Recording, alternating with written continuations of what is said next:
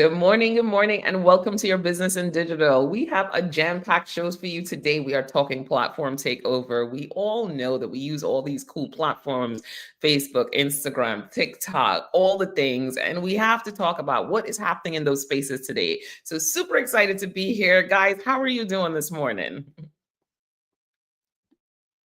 It's a great morning. It's a great morning, and always glad to be with you too. So good to see you. And yeah, are you over your whole, vacation yet, Michael? Have you had enough chance to recover and go back to the Oh my cold just goodness. yet? It's only Monday, Michelle. It's only Monday. Good morning, everyone. Don't hit me so early in the morning. I am good. Welcome everybody. Um, it feels a bit, can't believe the end of the year is literally around the corner. So that being said, happy Monday. Right. And Andrea, we miss you, of course. And I guess somebody has a birthday coming up this week. A birthday, an anniversary, a Thanksgiving, like And all the Thanksgiving things. all in one day. It's a trifecta this year. Like the trifecta, right? It's a trifecta. That's amazing. Well, happy birthday in advance, but we'll be celebrating all week with you. All right, let's jump Thank in. you. Let's kick to the intro.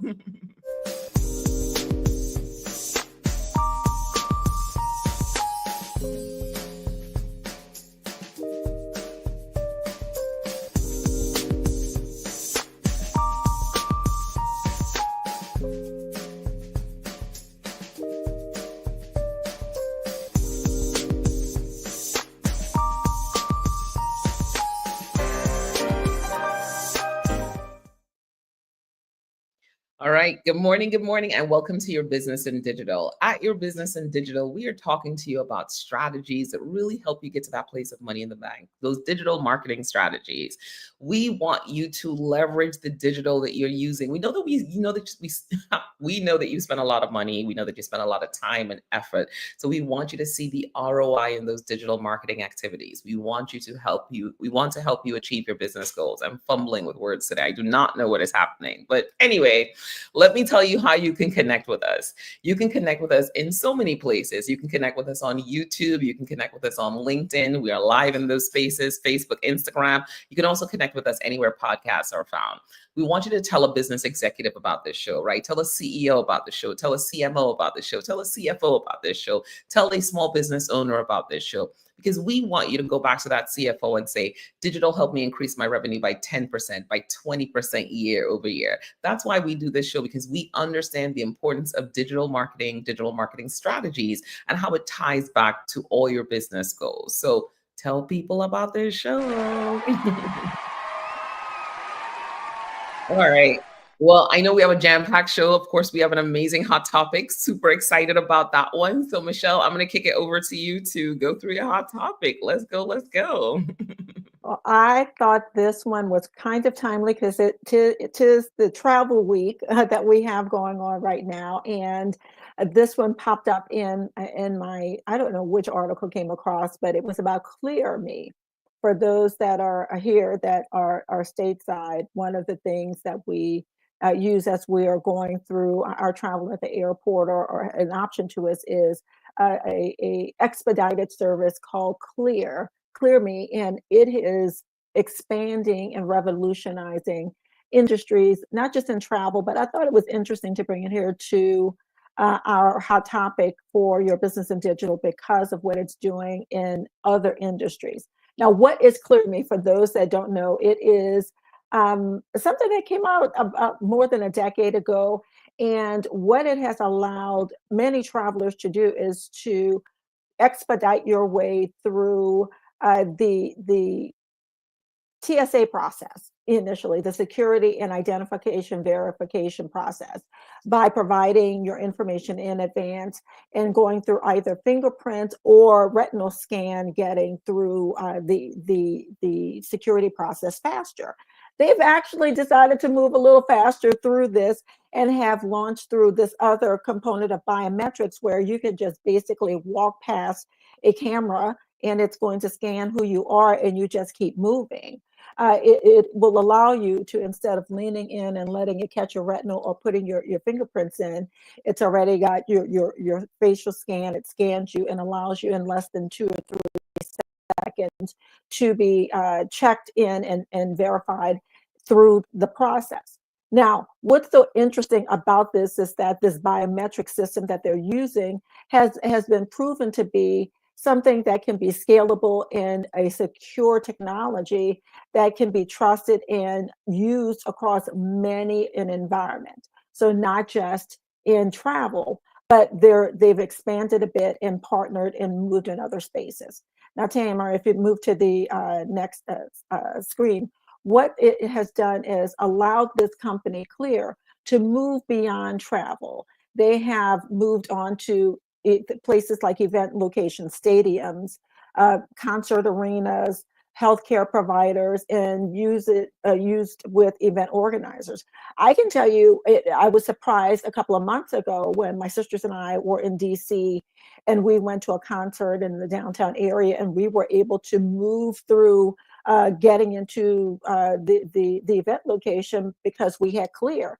We walked up to an area, we passed a lot of people in line, and there were maybe 2 people in front of us, and we just flashed on our phones the Clear app, and were able to scan our tickets and get through security without an issue. Has really been a disruptor in this industry again, because what they have done is something that we talked about before. How can you scale? How can you up your business by utilizing your core components of your business, but apply it and partner in different areas? And what Clear has done is they've taken their technology and they're integrating that seamlessly in with their existing systems in other places that's going to offer a value proposition in healthcare, as I said, in stadiums. And what they're doing is looking for areas where things like security is really important, but you have to have an ID verification somehow, but to allow us to store information and use it in a great way. Now, if we go to the next way, one of the things that they're doing, and for small businesses, what I'm inviting you to consider is how they are utilizing this to broaden, expand, and to protect their own space in a way by leveraging what their core strength is. In other words, build on what you do best. You don't need to recreate the wheel in order to up your business.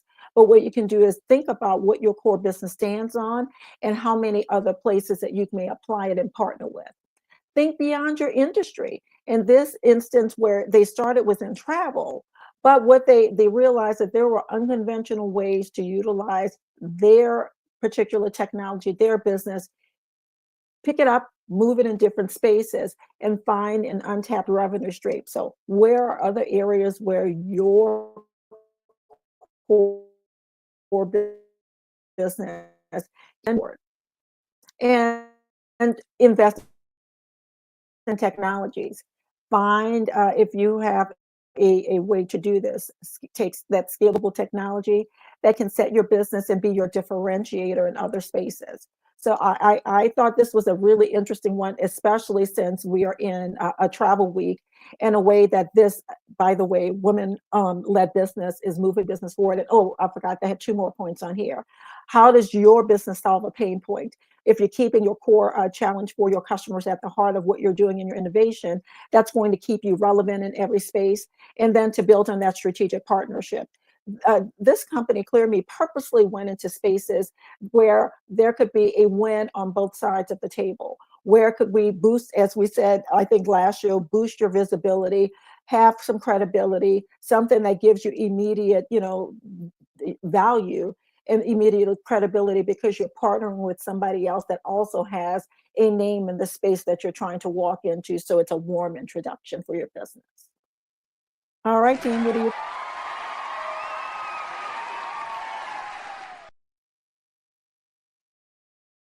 I love that. I love Clear. I mean, the convenience, the convenience of getting to the airport. That's where I've used it, right? Primarily, that connected with TSA pre-check is like golden. You're in the airport and you're kind of like, you walk through the door, right? And you see all these lines. And I think, the same thing you talked about with it being at the concert, right?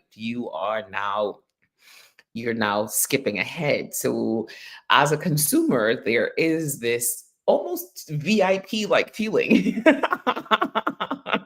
right? So number one, there's that feeling of VIP, but then you've provided all your information to get the background check. Now, somewhere the dark side of me is like super scary that they have all that information, right? They have your right, because it's your eyes, it's your fingerprints, but I'm And gonna they've stay. moved right past that a bit too. The latest thing, not in every airport, but they're rolling out in a lot of airports. They have it at LAX where it's facial recognition now. And so you just walk past what you don't realize is the camera, and it's scanning your face, and you're just walking right on the plane, and it's catching you right away. And that's the really, I know, thing that's scaring a lot of people, but that's the latest thing that's happening in a lot of major airports here in the States. And I know in a couple of locations internationally, they've already started doing this. So I Yeah. thought that was So I mean, interesting. technology and convenience, right? There is the scary side, but as a traveler, you're kind of like, get me on the plane, get me through. You see these lines and they're intimidating, right? And I'm like, my thought process is always like, who do I know at the front of the line? So with Clear, I'm like, I'm at the front of the line. So I'm a fan of it. And I love what they're doing. I love the partnership. I love how they're growing the business, right? So they thought everything through, and it fits into so many different spaces. So the revenue potential is unbelievable. So for small businesses, you really have to think about your product or service and where else can it fit? What other markets can it fit? So you can really start to grow your business and expand your reach. So yeah, this was an awesome topic. Definitely. And I think, you ended just where I wanted to start, that use of tech alternatively, right? So asking yourself as a small business, where else or how else can my product or service be used, right? So you may have gone into the market and you had a specific target. In this case, airport security, as I said, big deal, but everything has a security component. So it makes sense to expand into those areas, and events are such a big area, right? And just hearing you all describe that VIP feeling, it's a pain point. And even though you're not looking for a VIP feeling as the resolve, it ends up being part of the resolve, right? That you feel like a VIP. So I really like that takeaway of being able to look at your product service offering and start to expand that reach of, where can this also be implemented? Who else experiences a similar pain point? Where can I adapt this product process, to make a difference, maybe in a completely different industry that opens up a whole new market for me. So great hot topic, Michelle.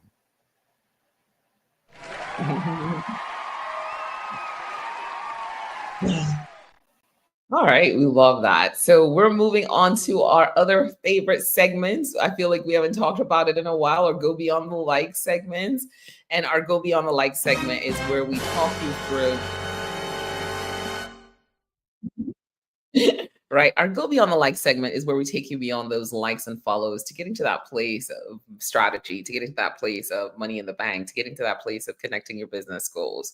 So today we are talking platform takeover. So we all understand that we're using a bunch of platforms, channels, all the stuff, right? I mean, we're coming to you here from a platform called StreamYard. We're broadcasting across Facebook, Instagram, LinkedIn. Like, we're literally on every platform right now as we speak. Facebook, Instagram, LinkedIn. We're going to upload to Spotify after, Apple Podcasts. So we're literally on every platform you can think of. And so it's just a part of our business, right? And it's a part of your business. So we want to really keep you up to date on what's happening, things to consider. So this week it is all platform takeover. And there's some really interesting things happening with these platforms and channels. And, sometimes I know you don't have the time to think about what's new, what's new with these platforms and channels. So that's why we're bringing this information to you.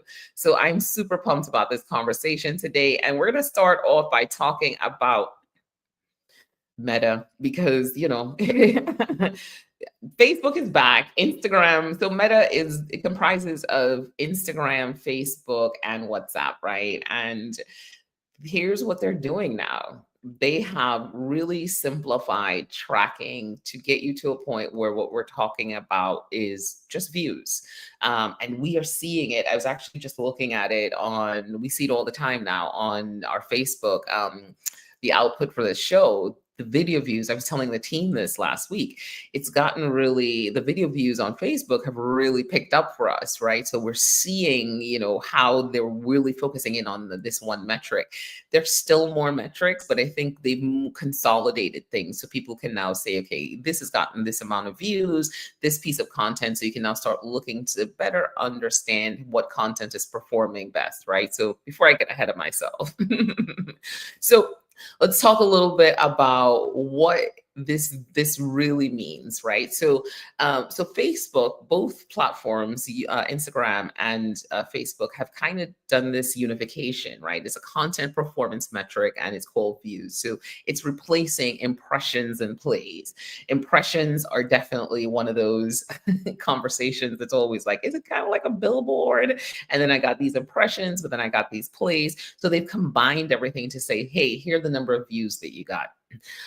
So what will happen is that stories, texts, and photos will also count repeat views, leading to probably higher reported numbers. So you may want to consider how are you isolating, maybe unique views. So some of the numbers could be a little bit inflated. So you want to take it with a bit of a grain of salt. And so they're also introducing the minutes viewed and the average minutes viewed for video content. So which is really a great thing, because you want to understand as a business owner, you want to understand if you're creating content, okay, if I have an hour-long set of content, are people, how much are they consuming? Are they consuming the first 15 minutes, the first 8 minutes, what's the average minutes viewed? That's something that we actually get from YouTube. So this is something that they're, maybe borrowing, standardizing across. So as people look at their platforms and channels, they start to see some similar metrics.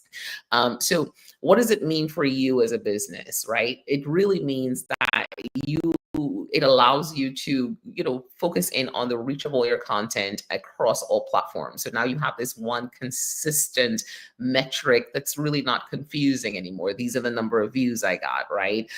It's not the be all and end all metric, of course. It's that, I want to say it's that first, maybe vanity metric. It's the first metric you'll see, but you want to look at the other things as well too, right? So this is not saying, hey, everything else is gone. We want to continue to look at click-through rate. We want to continue to look when we move them over to our platforms, what's happening. But what they've done is they've simplified things for you. So you're not in your head and thinking about, again, impressions, plays, and what all those things mean. The other thing we're looking at is we're looking at engagement over reach. So higher views may inflate the numbers, but what we want you to do is concentrate on that engagement metric, like shares and comments, and gauge that true audience interest. So again, you can't just look at the views. You have to look to see overall, are people engaging with you, right? Are they engaged with the content? Is this the right content for them? And your content strategy, you want to make sure you align that content strategy with the video trends to maximize that visibility. It still comes back to having relevant content. So this change doesn't,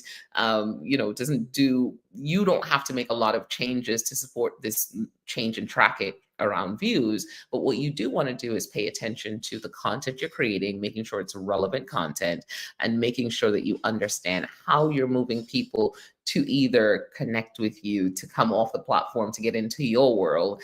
But you definitely want to start paying attention to see, hey, where are the views? How are they working? And what are you seeing on your end? So team, I'm gonna kick it over to you guys to Platform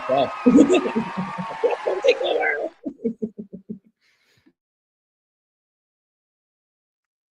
I think it's interesting how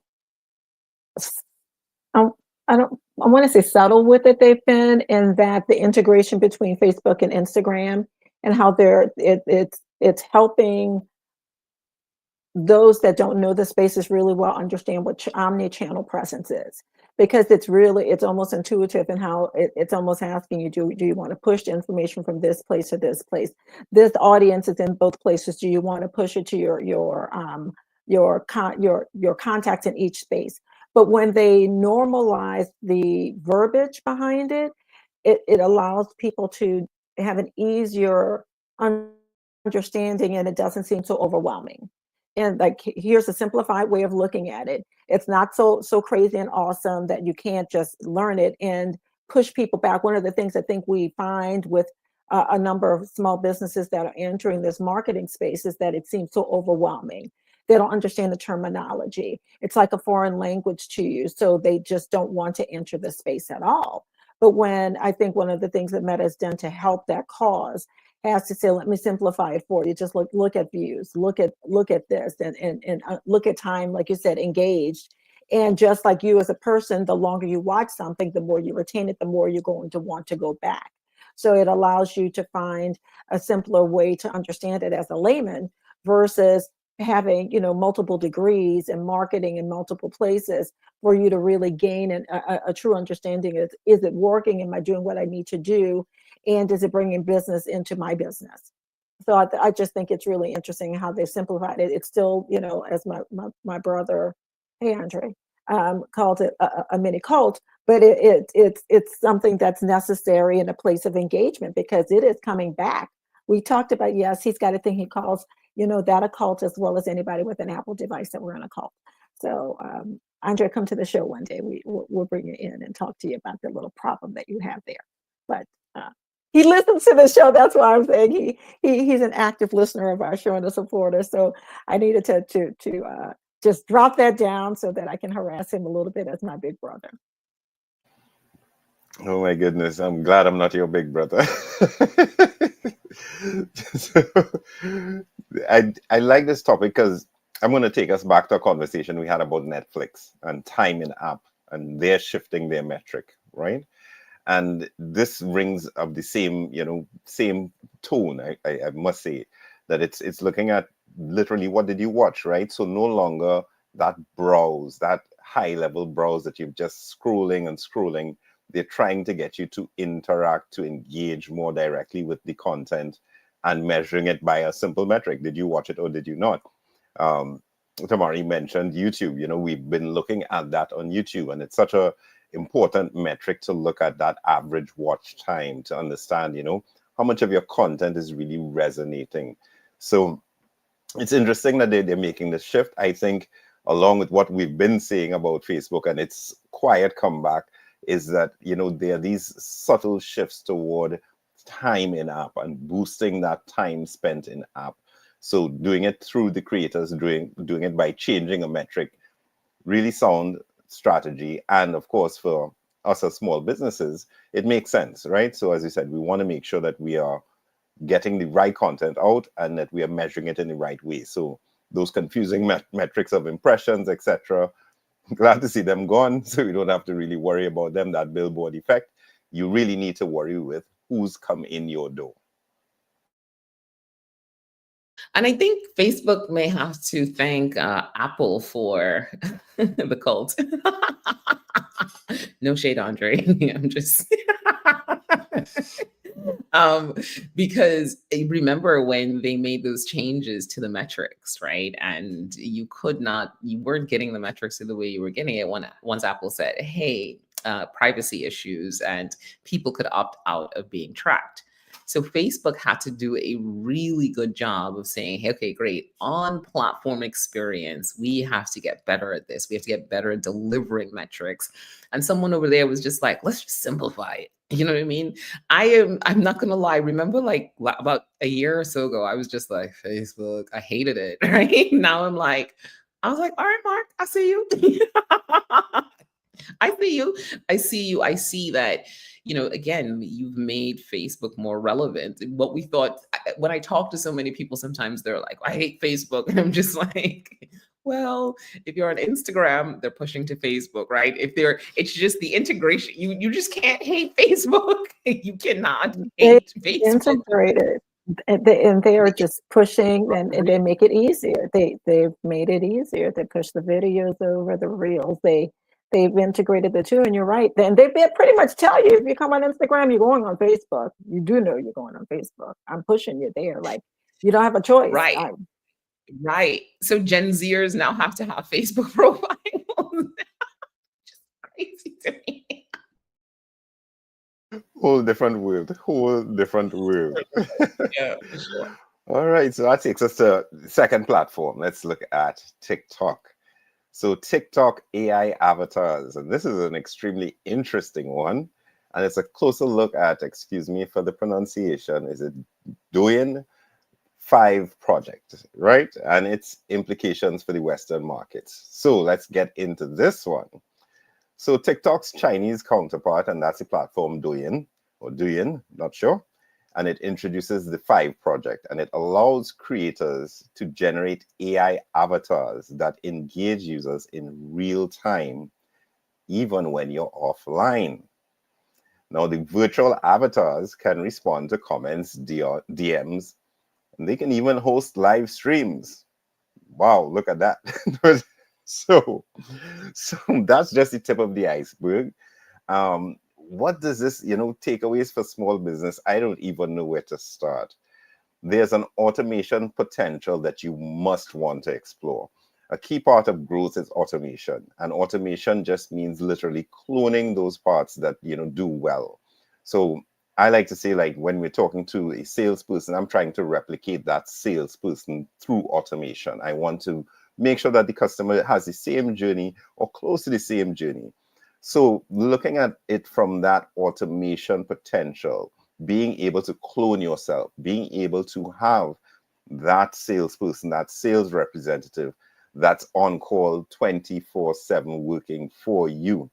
And of course, easing your workload, because of while we may try to drive more calls to our business, and so taking and fielding calls takes time, and sorting those calls takes time. So what if you had this AI assistant and it's generated according to your brand, etc., and so on? And that's the other part, brand experimentation. These AI avatars, this is only the tip of the iceberg, as I said, and it makes sense that they are able to link with the AI, powered chatbots, etc. So you want to look at what's that brand experimentation. Try generating, an AI for your brand, an AI avatar. What does that representative look like? Now, we know this has been a hot topic in terms of the fashion industry and so on beforehand, where, and even in film industry as well, about these using these avatars, right? So there's that question, do you want to use an avatar? There's a bigger brand question as you develop your avatar. So you want to pay special attention and still deal with a brand specialist as you create these avatars, but definitely something you want to look at. And why am I saying that? Because, of course, one rule that doesn't change online is that you want to be authentic. So you don't want to create an avatar that, yes, it's genuine, it's human, but it's not really representative of your brand. So this kind of takes me back to what Deborah Mitchell said on the show at one time, where you get this image in your head when you read something. You get this voice in your head that there's a picture. So if I read a book and I read about a character, I'm thinking the character probably looks like this or probably sounds like this. And then when it makes it to the movie, it's something different. So you've got to make sure that you're staying authentic to your brand, even when you're experimenting with these types of new features in the market. But all in all, I would say I'm very excited about this type of feature, to see it come into regular TikTok and see what it looks like when you start developing an avatar for your brand. What do you all think? Let me give you a round of applause first for, this even. There we go. I mean, we talked about this, right? We talked about this on one show. We talked about these AI avatars. We actually have a quick and dirty on how to create them. We should do it. But I think there's value there. Is it, again, it comes back to the technology and it being a little bit scary, but having an avatar, I, I would have a Tamara avatar. I just like, absolutely would. And it makes it would be, but educating, right? It would really to be taking bite-sized bits of this show, educating. You just imagine creating an avatar and someone comes into your platform while they're scrolling late at night and they have questions, and that avatar is just able to engage and interact with them, with my laugh, with my Beyond the Likes sweatshirt on. It'll be funny, but it'll be good because now people are getting something that it helps. It's going to help move them through the funnel a lot sooner, and it answers all their questions. So I think, again, very scary, but it's a great opportunity for a small business, and that automation is important, and it means that you are literally open 24/7. So there's no way people can't get the answers that they need. So I like the idea of it. It's already moving into the Western markets. I think they may be using it a little bit different, but these avatars already have, we're seeing that these avatars already have followers of their own. They're building that fan base, and people tend to, it's weird how people like the AI feel, right? They like the AI avatar, they like AI generated images. It's just very interesting how people are responding to it, at least right now, as the trend has just started to come forward. So I'm here for it. I think it's a great hot topic. We look to see how does this translate over into TikTok, and then what happens next. From a sales perspective, I find it utterly fascinating in that, like, for especially for businesses that you think you're local, or you're now, because everything's online, you're able to expand and not just be domestic, but be international. And this helps to break barriers that exist when you don't know a specific language, because this thing, you can have this avatar speak multiple languages. It can, it I've always wanted to speak French. I could, my avatar is Lonnie, that's the short for Lanyap. She's Lonnie. And, she would be divine with the French accent. And think about how sometimes that warms the room and helps to gain the trust, because it's when you're able to speak the language, understand the culture, and to navigate through those components, that trust factor, you get beyond it. And like you said, the 24/7 component.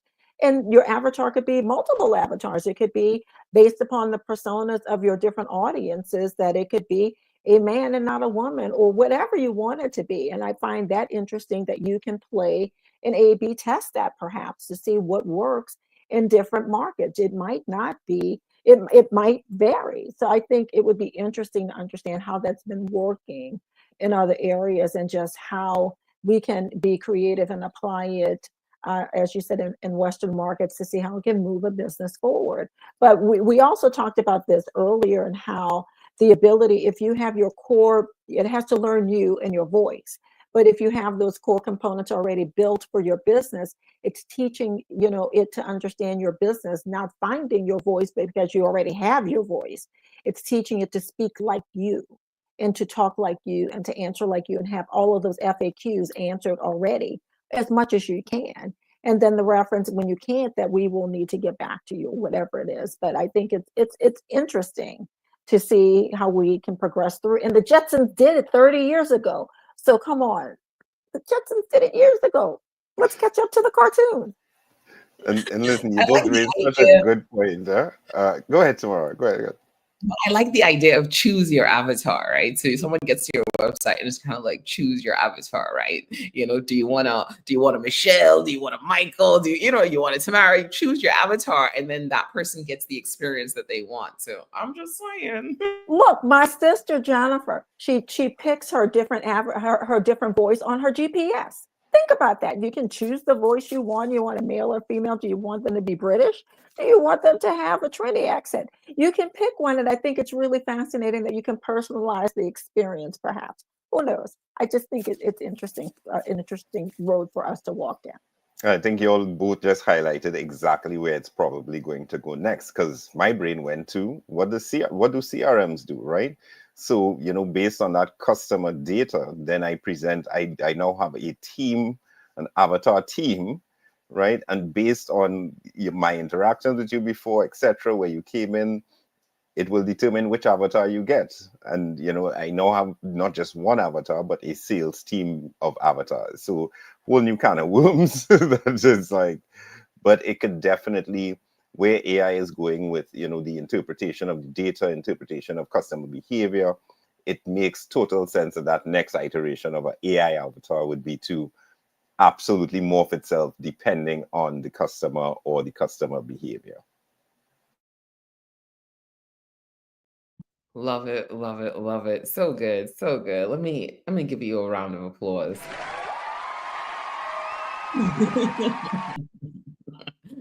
All right, moving on to our next point. Michelle, are you good? I think I'm good. I think I'm good. So this one, back to Instagram, and you know what I love about this is it actually caters back to a couple of shows ago when we were talking about email cleanup. In this instance, it's an Instagram where there is an audience cleanup tool that will help you to inactivate profiles that are just not good and wasting your ad targeting. So it will help you to improve your engagement metrics because you're delivering your ads to people that are engaging with you and that are appropriate for your particular business. So think about how you as an individual that you've opted in on emails for places that you may have once engaged with, or you wanted a one-time thing, but you keep getting these emails from these people and you're just deleting them instead of opting yourself out. Well, from this perspective, it lets you take ownership of this and actually helps you to clean up your own profile and those that are engaging with you as your followers, and pushing out the keeping in, I should say, the appropriate people, and so that you can push out the targeted ads and have the appropriate engagement versus just sending your ads to I don't want to say dead people, but people who are not interested in you. So you're inviting the audience in that's important for your business and delivering that targeted message to those that are important to you. So I like it because in just the surface, I know how difficult it can be to clean up your email target list, your email list that you have. And they are providing, again, trying to make it easy for you to work with their platform, giving you a tool to help you to clean up and keep the appropriate audience in your environment, and allowing you to market to them because they want your money too, and they want you to make money off of that ad targeting. So it's giving you the ability to appropriately engage the appropriate audience for you, have that higher engagement, and have a higher just interactions back and forth, and move things through your sales funnel, and to have people come into your world that's appropriate for your business. So anything that's going to help me to be a better administrator of information and to use the tool better and to have, not have better numbers, I'm going to at least try to figure out how to utilize that tool, because we're talking and we don't want to be in dead spaces. We want to engage the right people at the right time and have higher engagement, even if it's a smaller audience. And if this is going to help me to clean that up, then I'm all for it.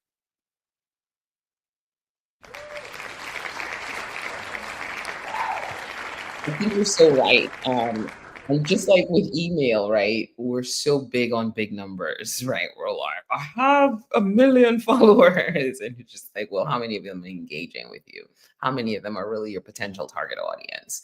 So this allows us to get really clean and focus in on the people that want to be in the space, the people that are consuming the content, that can either share your message forward or could potentially become your customer. And I think it's a smart move. So we have to now look across all these platforms. What's the cleanup, right? What's the data hygiene process for your business, right? When you jump into Instagram, if you're like, all right, you know what? I have 1,000 followers, but I only have 2 or 3 interactions. So now it's going back to say, okay, no one has, and this is not for the lurkers, because I know sometimes I lurk. So that should track as a view, right? So these are for the people that are just absolutely not engaged, not coming to your platform, not seeing your content, may not be relevant. Again, in the beginning, when we're building our audiences, right, we're like, oh, friends, family, you invite everyone, all that stuff. Are those the people that you need to get rid of? Because your numbers become better when it's the right audience for you. So think about cleanup all the time. We talk to clients about it in email, and now here's Instagram saying you should be doing this on your profile as well to get rid of those people who are just bogging you down.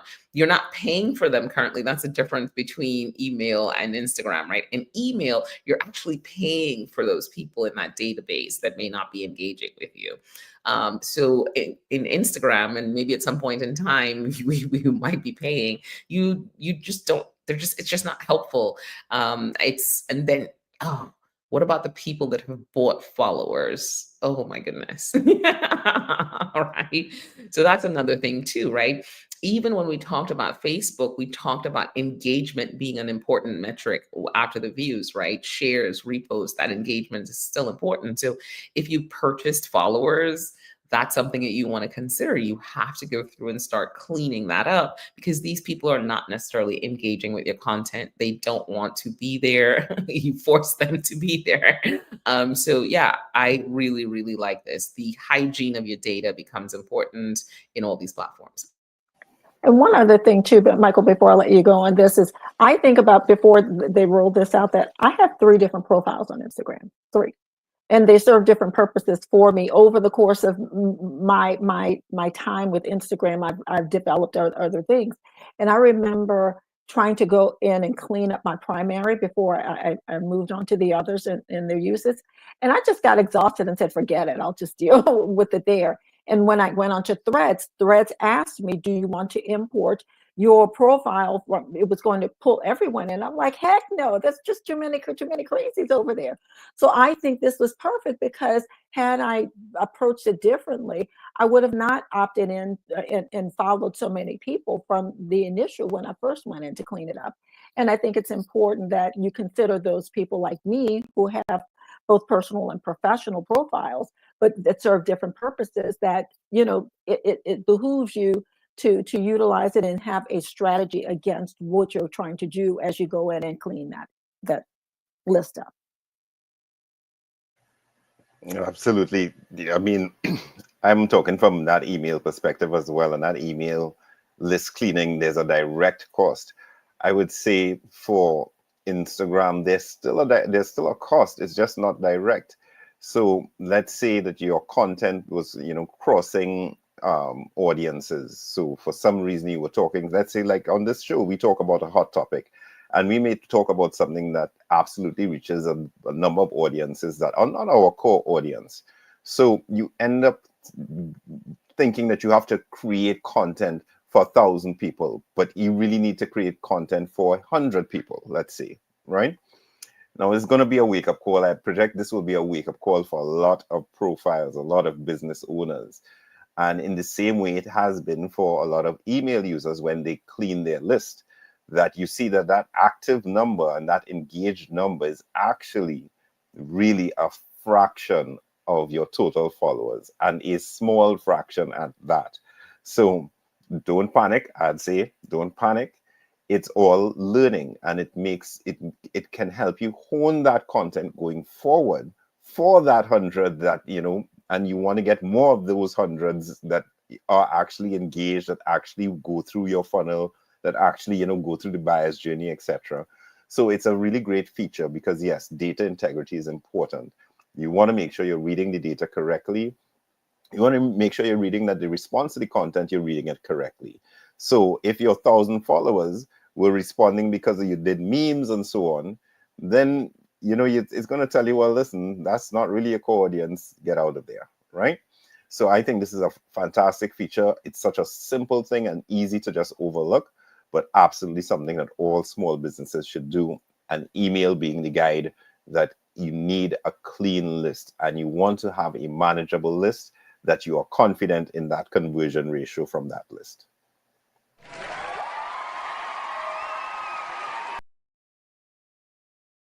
Oh man, these platform takeovers. I love these conversations. They're so good. It's like bam, bam, bam, bam. All right, next one.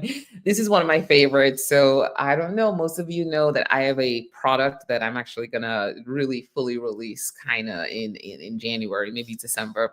And I've been working a lot with LinkedIn Sales Navigator and helping people to build their prospect list, right? So many times folks start off doing business and they're like, hey, they get to networking events, sharing their business cards, but sometimes you really need a true prospect list. Michelle, as a salesperson, you understand the value of a prospect list that you can really start working, building, and connecting with. So LinkedIn has a AI power play. So it has this enhancement to Sales Navigator with Lead IQ and Account IQ tools that streamline outreach and help you stand out in the crowded sales landscape. So what does that mean? So first of all, if you're not familiar with LinkedIn Sales Navigator, what is it? LinkedIn Sales Navigator is a paid tool on LinkedIn. It costs $99 a month, but it is the best $99 you will ever spend, because what it does, it allows you to build a list of people who you could potentially sell your product or service to. You can do a list of people, you can do a list of accounts, so you can look at it from the business standpoint, and it gives you a lot of great information. It feeds in, if it's an account, it feeds in information like, hey, here's how many people work there, here's how much money they made last year, or here's their range of revenue. It tells you about, again, you're able to build a list of people. And then what it does is it creates these lists for you, or you create the list, and then it starts to use AI to feed you more information. So you have an understanding of, if I have Michelle on my list, for instance, I can look at Michelle and I can say, hey, okay, let me see what's going on in Michelle's world. Oh, Michelle posted content and she's asking questions about Instagram and the cleanup tool.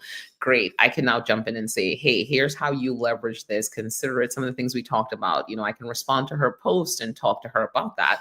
Now, all of a sudden, Michelle's like, oh, who is this Tamara lady? You know what I mean? She's responding to my posts. We're engaging. We're building a relationship. So I can see what she's posting. I can see what's happening in her world. I can understand a lot more about her as my potential, as a prospect that could that can turn into a potential lead that can turn into business for me.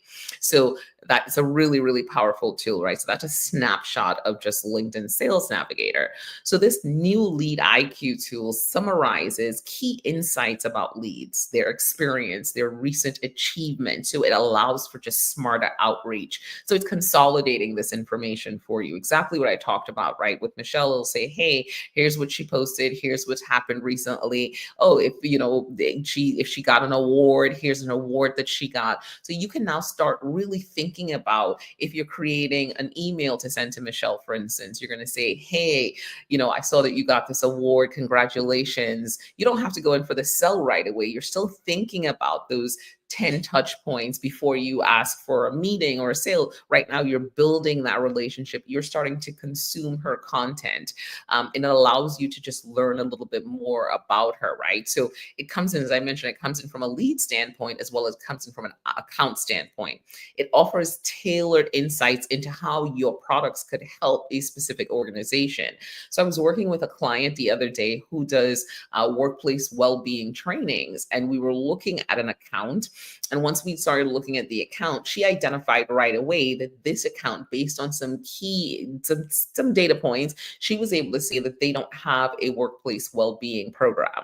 So that account is now on her list as an opportunity. We were then able to go in and look at leads, people who work in the account or the HR team, to say, okay, great, this is the HR director, this is the HR manager, this is the HR specialists. These are now the people that are in her org chart within LinkedIn Sales Navigator, so she can start building relationships with them and start eventually getting to a point where she can start pitching that content to them, driving them over to her business page, for instance, and then posting content about workplace well-being and the importance of workplace well-being.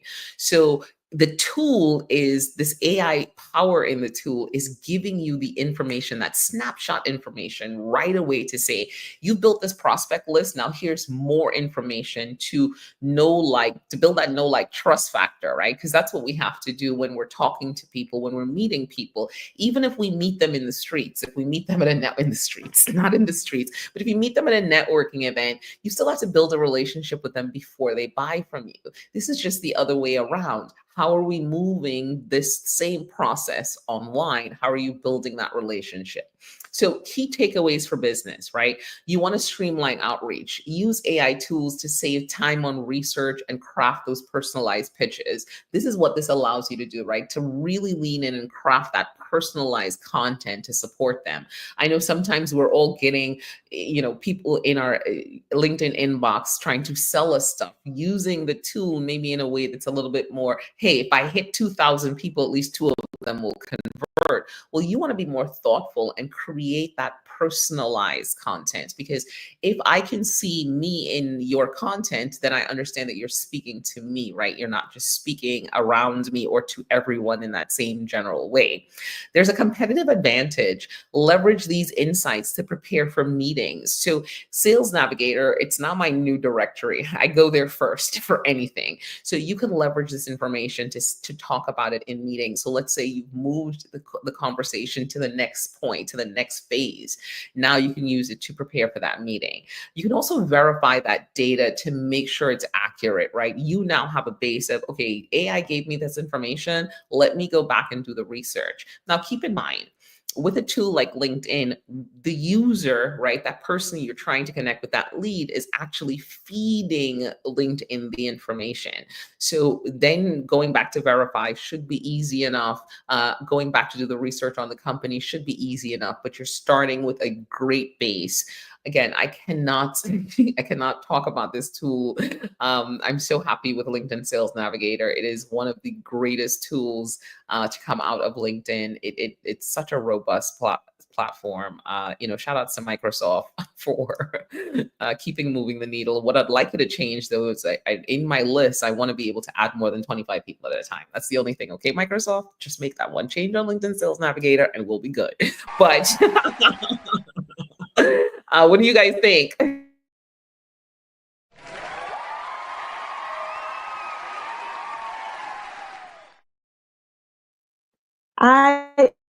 I the sales girl in me loves this, because there's a core component that I speak to my Lionel clients about, is that you have to do your homework. That it's there's nothing worse than somebody sending you a cold message or inbox message that says, "Hello, Michelle M." And it's so impersonal. So I love it that it's your own personal private investigator. It will serve up information to you that makes it a little bit more personal and does the work for you. And additionally, things that you aren't even thinking about, AI is assessing and serving information up to you that you might not have, from your lens, considered, but it's giving you additional information for you to now add to your recipe and add to your toolbox of things for you to warm up the environment and to qualify the business a bit more too. It will help you to understand, is this person still right for my business? I see all of the analytics, but this helps to actually personalize it a bit more for you and put a personality behind the stats that you see. One of the things that we've spoken about here in this space is that you have to ensure that not only are you right for the business, but are they right for you, right for your business? And in LinkedIn, this is more B2B than a B2C, type of environment. So it is important for you to invite the right people into your world, and that AI component helps you to get to that space a bit faster and understand and give you a fuller picture and put some color against it as well. So I'm enjoying that from a sales perspective, because it warms the space for you quite a lot.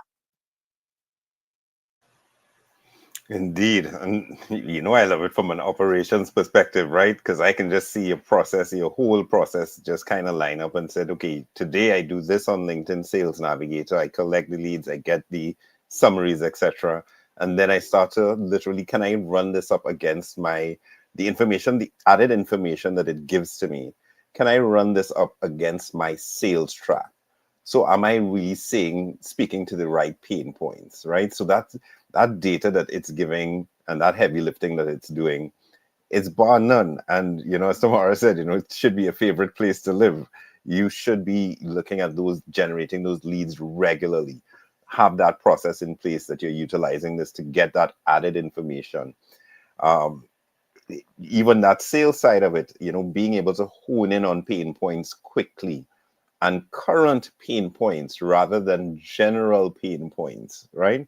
So that you may know, the pain point of the travel industry, as we were talking, is, security and the time to clear and stuff. But is there a specific pain point that a specific company has, right? And this is definitely a way to lean into it and say, well, use AI for good, right? We are far beyond AI just for content creation, far, far beyond. So this is definitely one use that, again, among the other things that we've talked about this morning, I think it's a top 10 for sure. Top 10 for sure. We love that. All right. So we're at that point where we've made it to the end. Andrew, we missed you, and we know you would have loved so many of these tools. And I know you're watching us on Instagram. So we'll get your feedback on Wednesday. All right. So team, it's time for our 30-second wrap up. So Michelle, I'm going to kick it over to you first.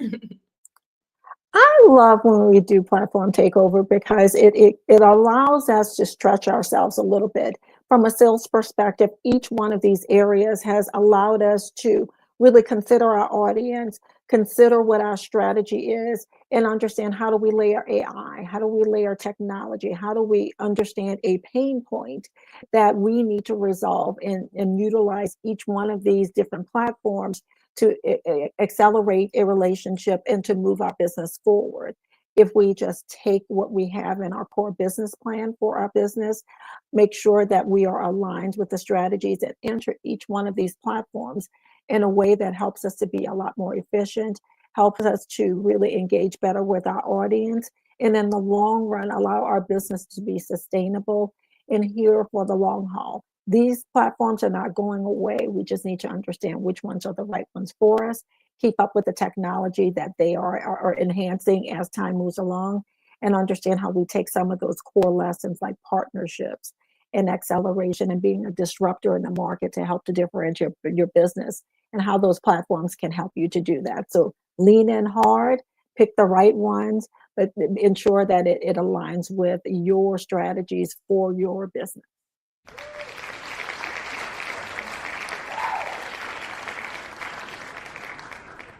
Oh, Mike. So my takeaway, definitely, the automation pieces. So a lot of these platforms, AI is giving you that automation opportunity. You definitely want to disconnect the word automation from the word cold. Now automation can absolutely give that customer, that potential customer, a personalized feeling, a personalized touch. Your brand can really reach further through automation. So of all the things that we talk about, you definitely want to keep an eye on your platforms that you're using and where AI and automation can help you to make your processes repeatable, easy, and more impactful in terms of driving more leads to your door, more conversions for your business. So I know that's not quite 30 seconds, but that's my bit for this.